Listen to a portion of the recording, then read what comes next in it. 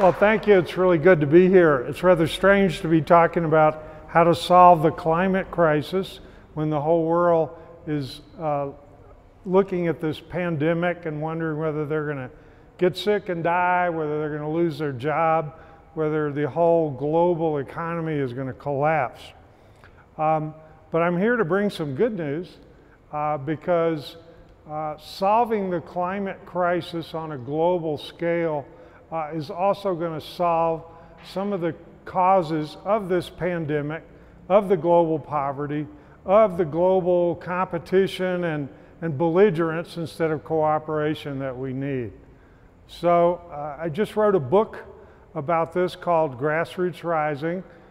Basically, I believe what people are looking for is a positive message that the most serious crisis that humans have ever faced, which is the global climate crisis and the corresponding destruction of the environment and biodiversity, the deterioration of our health, the mass death that's going to occur, is that we can solve this. And I think one thing very interesting in the last 2 weeks with this pandemic has been that people are starting to understand on a global scale that we need system change, not just small change. You know, and that this system change is going to cost literally trillions of dollars, not billions of dollars, and that's going to require global cooperation on a scale we haven't seen since at least the Second World War. So, the climate crisis, as I think everyone realizes now, involves the fact that we've got too much carbon dioxide and other greenhouse gases up in the sky and in the ocean, and not enough carbon in our trees, in our soils, in our grasses. Before humans embarked on a very destructive global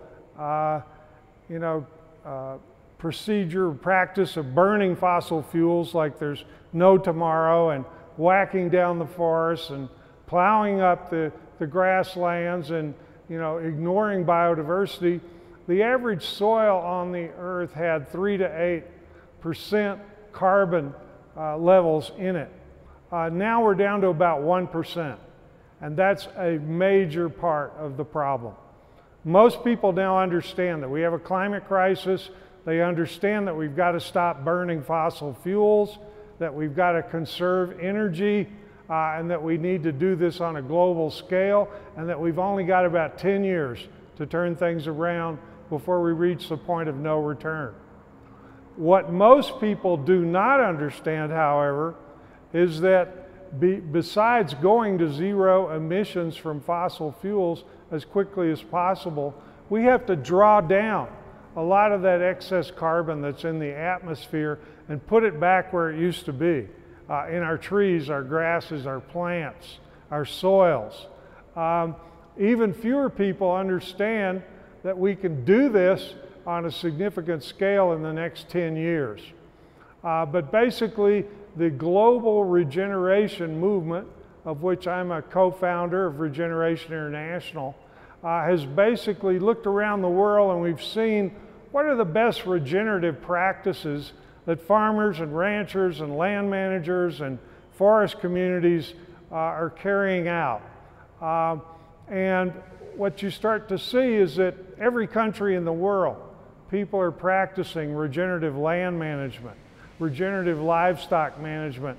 They're growing food, not only organically, but regeneratively. What is regenerative food? It's simply organic taken to the next scale. Yes, you don't use toxic chemicals and pesticides and synthetic fertilizer, but regenerative organic basically actively tries to improve soil health,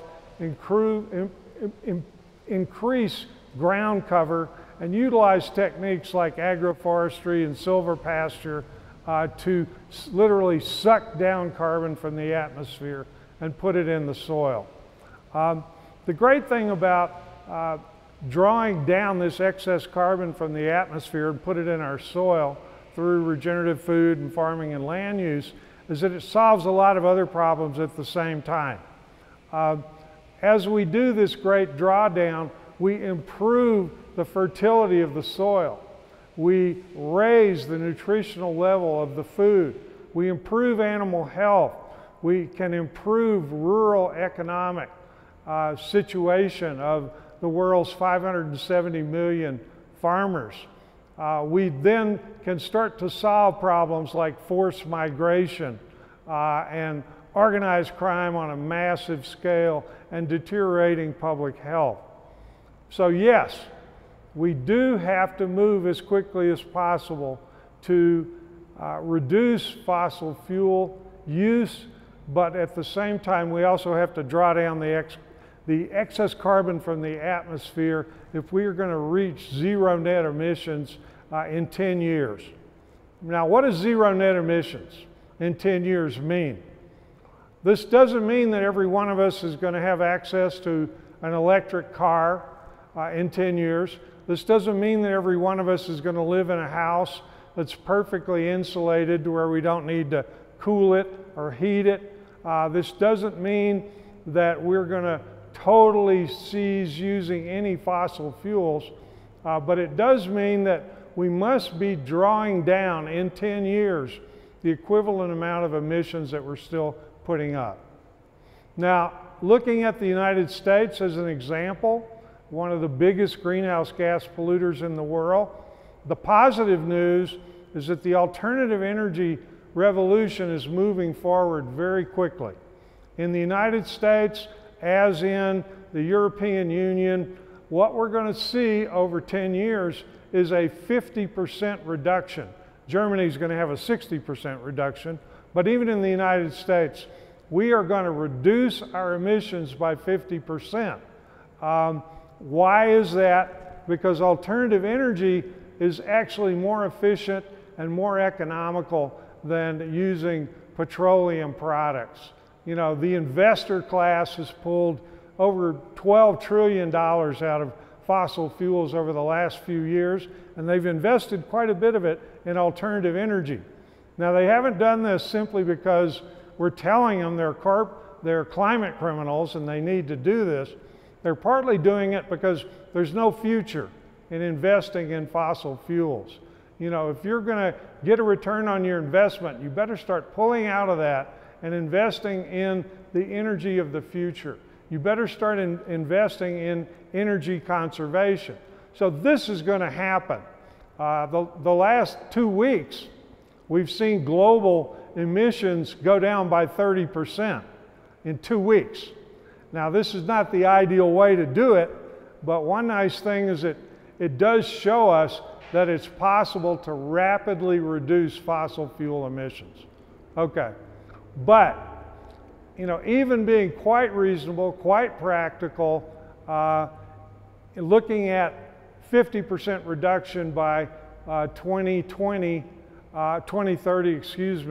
we're going to have to draw down the other half. And how we're going to do that, we have 22 billion acres of farmland on the earth. Cropland, 4 billion acres, we got 8 billion acres of pasture land and rangeland, and we got 10 billion acres of forest. We used to have 6 trillion trees on the earth. We got 3 trillion now.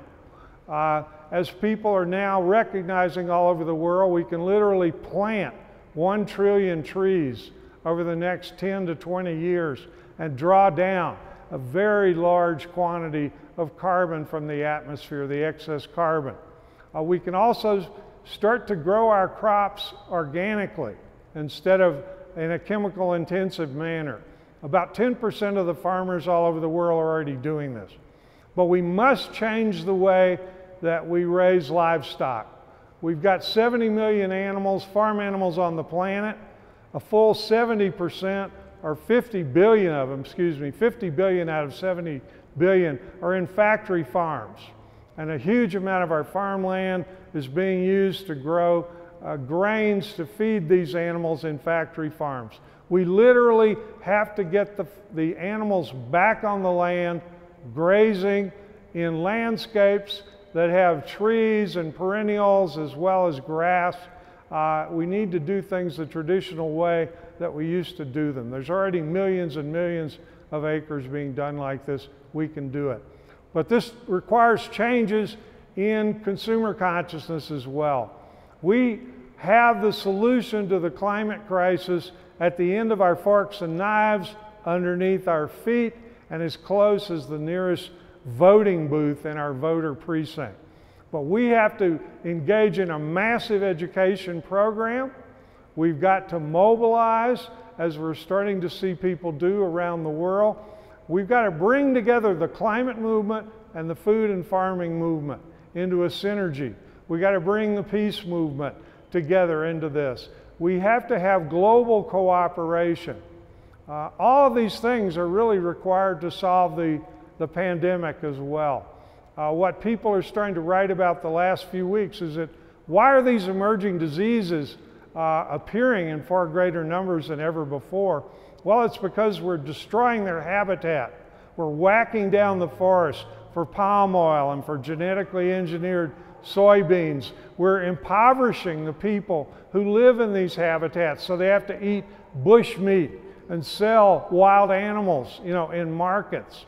We can solve this problem. We are going to solve this problem, partly because the pandemic has awakened all of us to the fact that we're all in this together, that there are ways that we can preserve nature and respect nature and work together, and I believe we're going to do this. Regenerative food, farming, and land use, along with alternative energy and energy conservation, provide the solution to the climate crisis and a lot of other of our crises as well. If you want to read more about this, go to the website of Regeneration International. Go to the website of the Drawdown Project. Go to the website of the Rodale Institute or Organic Consumers Association. Get informed on these issues. Vote with your pocketbook. Get organized politically. And don't lose hope, because we're right on the verge of what can only be described as a global revolution or a regeneration. That is a regeneration of the spirit, a regeneration of global cooperation, a regeneration of the soil, the forest, the animals, our diets, and the way that we relate to one another. Thank you very much. Yeah.